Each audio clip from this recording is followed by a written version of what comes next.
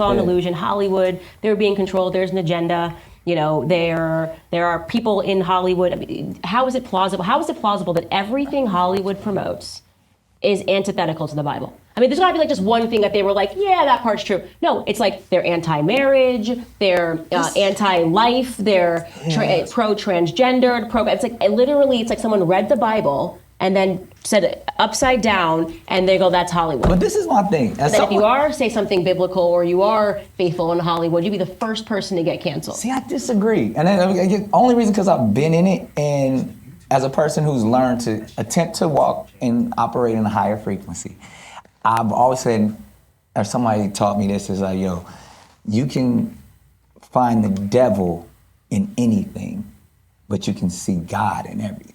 Show me God in Hollywood, please. Tell me right now. Oh, give it to me. You can't see God in Hollywood? I literally see. You can't, so you've never tell me, there's never been a film that has touched your soul so much that it actually enlightened you and inspired you. Well, what you're give me an example, because then if you Forrest Gump. Let me give you, Hollywood exists to make you believe that what you're watching. It's to make believe. Yeah, it is a land of make-believe, but the problem is that people then think that that is real. So you don't realize that there's an agenda. So you're watching a film, and I think years ago, right before the explosion of the trans agenda, which I'm adamantly opposed to, there was a film, and it won the Oscar for the first person that ever got transgendered surgery. Somebody help me here. Somebody knows this movie, no? None of y'all saw it. Yeah, I didn't watch it either. Anyways, it won an Oscar, and the guy who played the girl, or the girl played the guy, came on stage and like did this whole speech. Literally right after, it was just like transgender everywhere. But that's a beautiful story. It's not a beautiful story, because this is the problem. Kids grow up, and TV is something that is impacting their psyche and their spirit. They don't realize it. You don't make that connection early on. You think you're watching stuff. Unless they have parents that explain to them. But that's the problem. They don't. Right. That's the problem. They don't. All right. So what do you think about that conversation?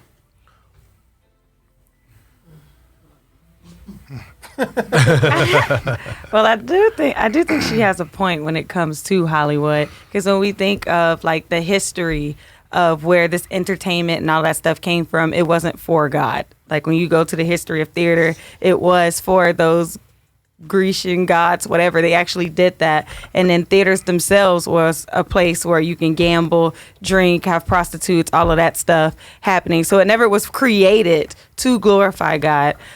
So just the history based on that. But one thing that I can say, though, is God is moving and working in Hollywood. You do have people that are actively there, because even the script writing program that I just graduated from, it was all created, and all of the teachers were people who are actively pursuing Christ and work in Hollywood. So like and in there, I just was inspired so much, because God is literally getting glory out there. And you do have to move different, because like she said, you can't get canceled. You can't be like super overt or whatever, which they did talk to us about. But one thing that really inspired me was like the highest selling record for a spec script, which is like somebody who just wrote a script for a Hollywood movie, is at 5 million. And that's a Christian that wrote it. So like the film was with Paula Patton and Denzel Washington. Deja Vu was written by a Christian. I know I like that movie. Yes. So like there are films out there that are inspiring people, and that was even a topic, because it's quote unquote a secular movie, but it had a lot of Christian themes in it. And I remember even talking to my mom, and I don't know if you guys have seen The Devil's Advocate.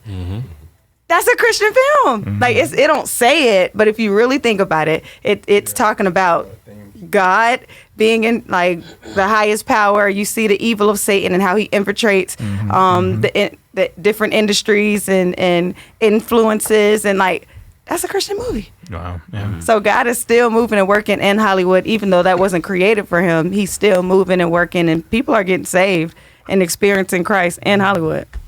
Yeah. I think what she's talking about, to a certain extent, I think she's talking about like the movies and the I don't know if she know people in Hollywood, so I don't know about that, but I think what she's talking about is what's being portrayed from Hollywood. And I think what she's saying is that, and like any other conservative that's worried, is like we're seeing stuff that's being pushed on our kids and stuff like that. My only problem is like, well, there's alternatives. You don't have to put your kids in front of it. I don't think, and we probably have disagreement. I don't think we should I think you should find Christian entertainment for your kids. I think that's when you as a parent have to say, you're not watching this. You're watching this. And I think sometimes she said, they both said that they don't have some kids don't have parents, or don't have parents that's responsible enough for what they watch and stuff. So I just think, to me personally, I'm like, I wouldn't rely on Hollywood to raise my kids when I have children. Yeah, of course. But at the same time, I'm like, I'm not expecting Hollywood to produce good quality stuff. Right. I know good and quality directors who do different things, but I'm not expecting them. Here's the problem. Even if, Jeremiah, you don't show your kids Hollywood influences their friends. And then their friends influence your kid. So it gets to your kid some kind of way, somehow. But I think that's when a conversation would happen. That's when they'll be like, well, my friend said this. Well, let's talk about why your friend said this. And this is what we believe in this household. You get what I'm saying? I think that's, and and maybe I'm speaking easier than said or done. But at the same time, I just think, for me, I know I take challenges of stuff like that where it's like, we got to find you something better, more excellent than this.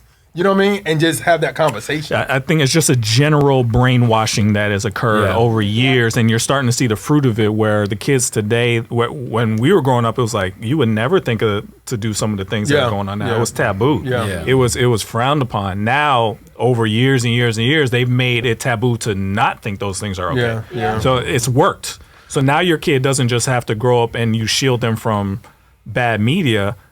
Everything in their environment is telling them sin is okay. That's real. Yeah, I think it might be a few lights in the dark, a few specks of light in the dark, but I think as a whole, that industry is wicked. We see several actors come out and talking about how they tapping into spirits, and one dude saying he worshiped the devil and doing all this crazy stuff. We even talked about the origin of improv acting, where the guy who created improv was actually instilling some kind of witchcraft, where you're doing witchcraft without even realizing it. So I think the foundation of course, is in this world is going to be wicked.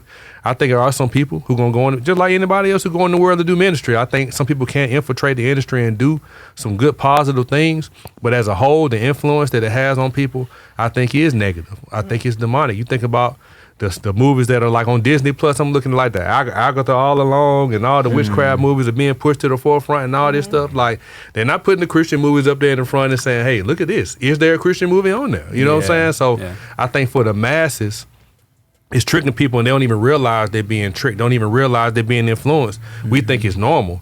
And here we have the Holy Spirit. We have a certain kind of spiritual awareness to let us know, like, whoa, my kid's not going to watch that.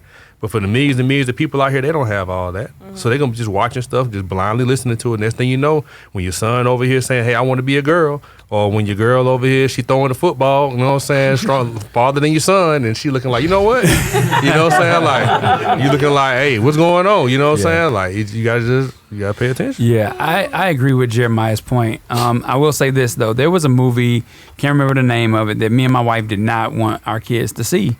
And we were just like, just don't want you to watch this movie. Okay, all right, well, fine. We won't watch the movie. And they know better than to, flip through those movies that we don't want them to see. But then they saw it at school. You see what I'm saying? Yeah. And it was introduced to them. And then when you have popular characters like Frozen and Bluey and all these different things, and they're introducing. I know, I like Bluey. But there's stuff snuck in there too, though. Bluey also has some stuff in there. There's a couple episodes I let them skip by, but for the majority, they're 9 minutes. I don't know how to skip through them like that. Find the right ones.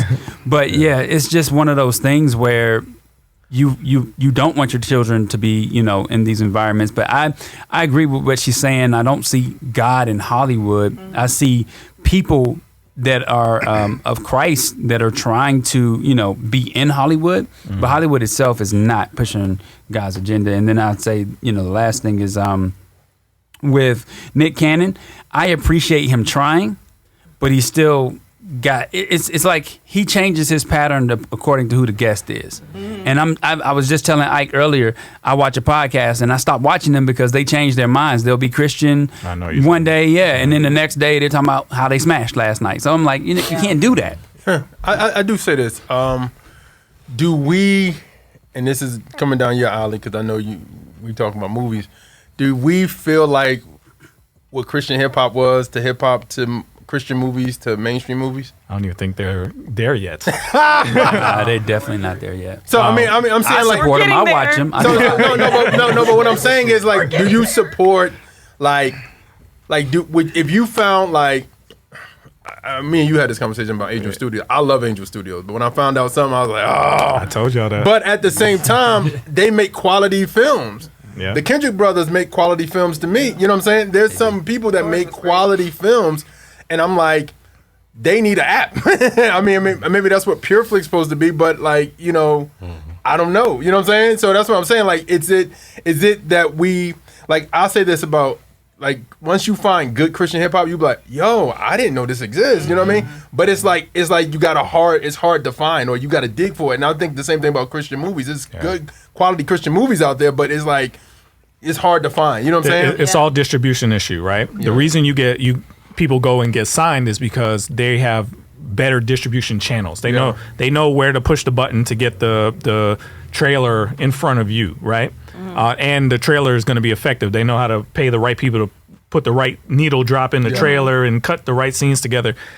That takes a lot of money, a lot of resources that we don't have. So as good as your movie idea might be, getting it to look like your idea on the screen is hard, and then getting it to be pushed the right way is even harder than that. Yeah. So us competing in that world is really difficult. Yeah, there are people who have succeeded, like what was the name of the Angel Studios movie that kind of it hit the top 10 for the summer? With the shift? Sound of Freedom, right? So that took a lot of focused effort. Passion of Christ took a lot of focused effort to get that thing to punch into the top 10. So it's not impossible, but there needs to be a lot of groundwork. The idea has to be really good, has to be very clear that this movie is for us, by us, and it needs to take everybody from every color to push the movie in. If we push at the same time at something, it will work. But it's just, we just talked about it. We have so many disagreements on everything that it's hard to get us all pushing in the same direction.